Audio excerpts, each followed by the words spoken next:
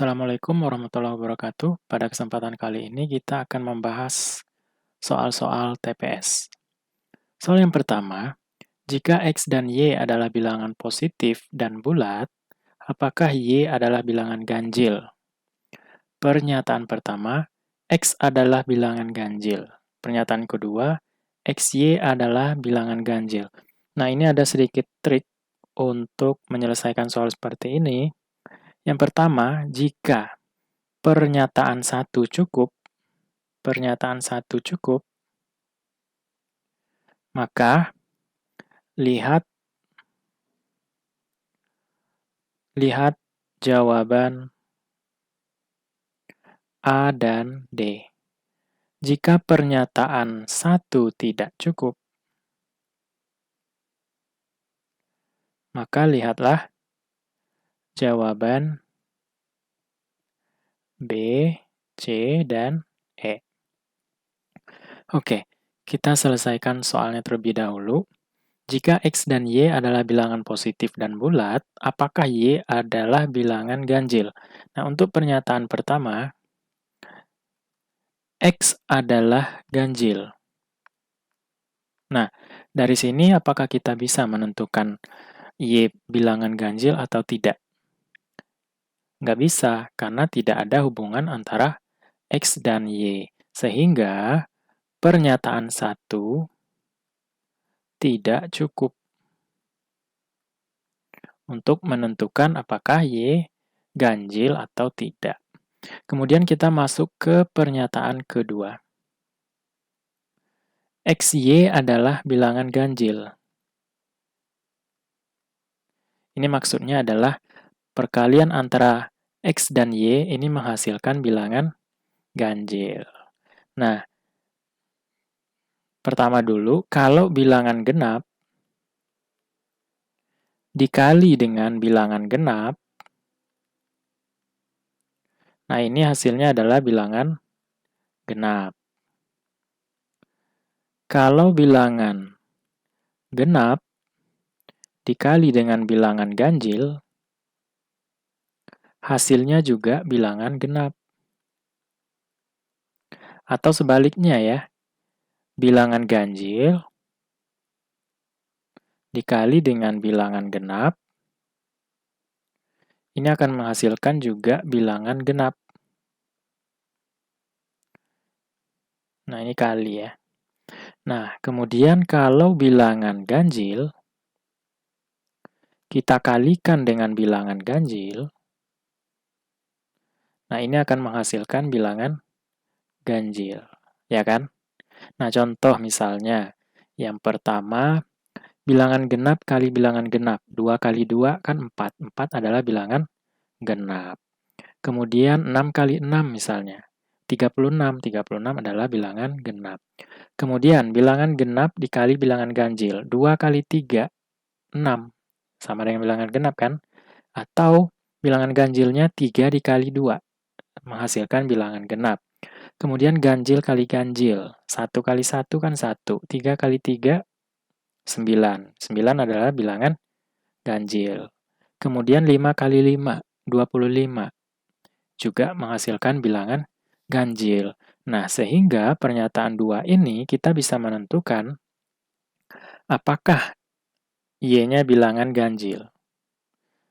Nah, supaya hasil perkalian ini ganjil, maka X-nya bilangan ganjil, Y-nya juga bilangan ganjil. Sehingga pernyataan 2 cukup untuk menjawab apakah Y adalah bilangan ganjil atau bukan. Kalau pernyataan 1 tidak cukup, maka kita lihat jawaban B, C, dan E. Ini B, C, dan E. Yang dapat menjawab pertanyaannya adalah pernyataan 2 saja cukup untuk menjawab pertanyaan, tetapi pernyataan 1 tidak cukup. Nah, sehingga jawaban yang paling tepat adalah yang B. Paham ya? Oke. Soal kedua diberikan data set sebagai berikut. Set 1, 13, 10, 8, 2. Set yang kedua, 13, 11, 3, 2, dan X. X adalah bilangan bulat. Di sini X-nya adalah bilangan bulat. Apakah median dari data set 1 sama dengan nilai median pada set 2? Nah, kalau kita urutkan set satunya, ya kan, karena ditanya median, ini kita harus mengurutkan data yang terkecil ke yang terbesar. 2, ya, 8, 10, dan 13. Nah, mediannya gimana? Median set 1 ini sama dengan ini ya, 8 ditambah 10 bagi dengan 2. 8 tambah 10, 18 bagi 2, 9. Jadi median set 1 adalah 9. Nah, kemudian kita cari lagi yang set 2. Nah, pernyataan pertama ini kan X-nya di antara 8 dan 10. Dan X itu adalah bilangan bulat, ya kan? Berarti X-nya adalah di sini 9, ya kan? Karena dia di antara 8 dan 10, dan harus bilangan bulat. Sehingga kalau kita urutkan data set 2-nya adalah 2, 3, ya kan? Kemudian 9, 11, dan 13.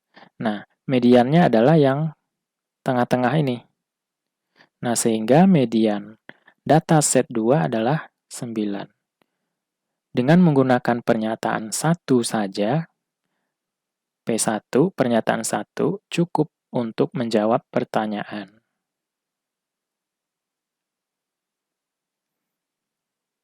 Nah, sekarang kita uji pernyataan yang kedua. Jumlah dari set 2 adalah 38. Nah, data-data yang di sini, ya, kita jumlahkan hasilnya adalah 38. Kalau begitu, jumlah set 2 ini sama dengan 38.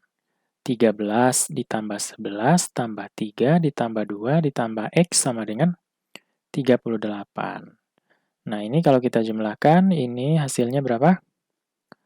24. 24 tambah 3, 27. Ditambah 2, 29 ya. Ditambah X sama dengan 38. Atau X sama dengan 38 dikurang 29. Atau X sama dengan 9. Nah, kalau X-nya 9, ya kan? Kalau X-nya 9, berarti data set 2, kita urutkan ya, dari 2, 3, kemudian 9, dan 11, 13. Ya kan? Karena X-nya udah 9 kita dapatkan. Set satunya tetap. Set satunya mediannya juga 9. Set 2 dengan menggunakan pernyataan kedua juga mediannya 9. Sehingga pernyataan yang kedua ini juga cukup untuk menjawab pertanyaan. Ya, 1 cukup, 2 juga cukup. Sehingga jawaban yang tepat adalah yang D. Pernyataan 1 saja cukup untuk menjawab pertanyaan dan pernyataan 2 saja juga cukup. Ya.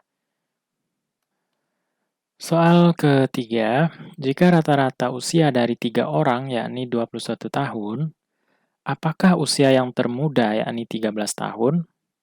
Nah, ada 3 orang, kita misalkan si A, si B, dan si C.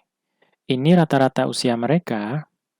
Kalau kita rata-ratakan, kita tambahkan usia mereka, A tambah B tambah C, bagi dengan berapa banyak? 3 orang, sama dengan 21 tahun.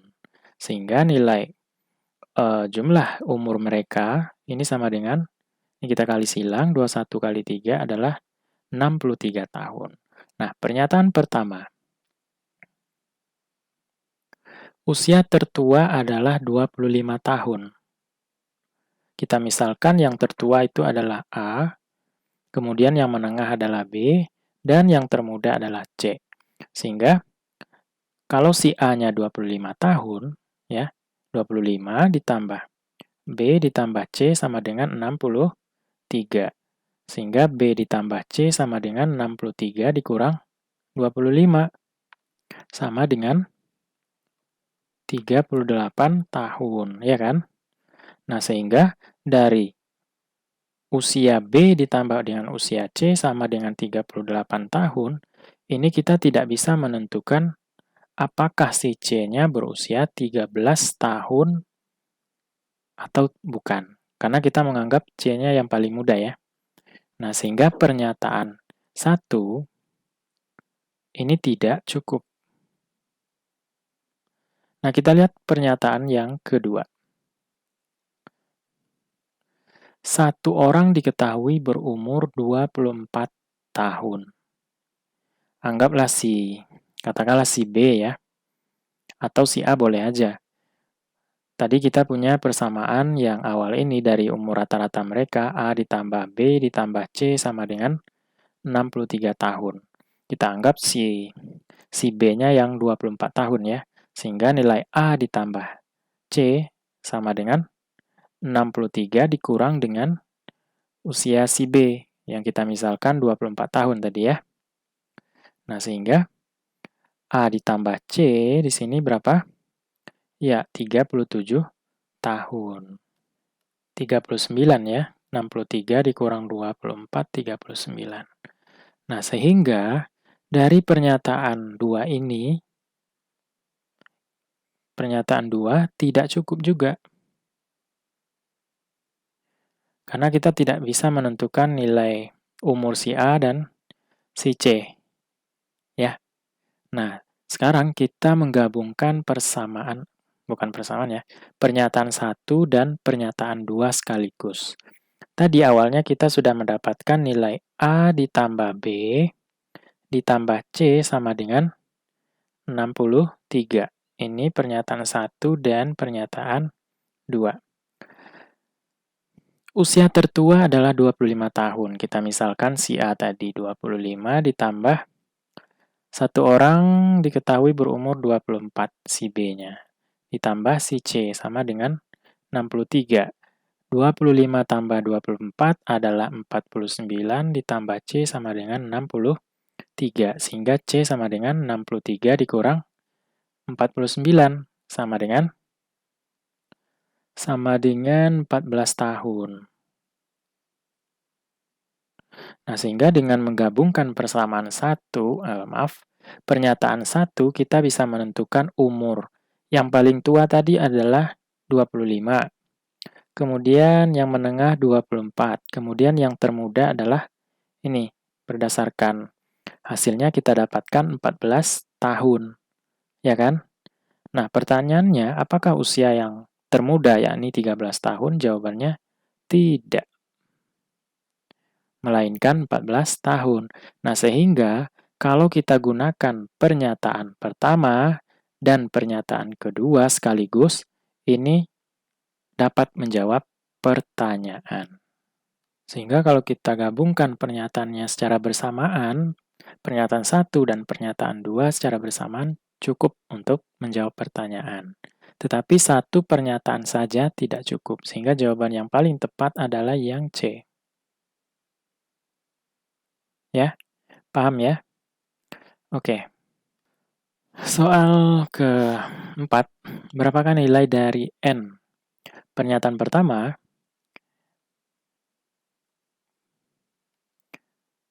3N ditambah 2M sama dengan 18. Yang ditanya N, sehingga 3N sama dengan 18 dikurang 2M. Atau N sama dengan 18 dikurang 2M bagi dengan 3. Bisa nggak kita tentukan nilai N-nya? Nggak bisa, karena bergantung pada nilai M-nya. Nah, sehingga pernyataan 1 tidak cukup untuk menjawab pertanyaan. Nah, sekarang kita cek pernyataan yang kedua. Pernyataan kedua. 2N dikali M ini sama dengan 2 dikali 4M. Nah, ini bisa kita bagi M. Ini dibagi M, ini juga dibagi M. Sehingga yang tertinggal 2N, ya kan? Ini habis. Sama dengan ini juga habis. 2 kali 4, 8. Atau N sama dengan 8 bagi 2, 4. Nah, kalau begitu, pernyataan 2 ini, pernyataan 2 cukup untuk menjawab pertanyaan.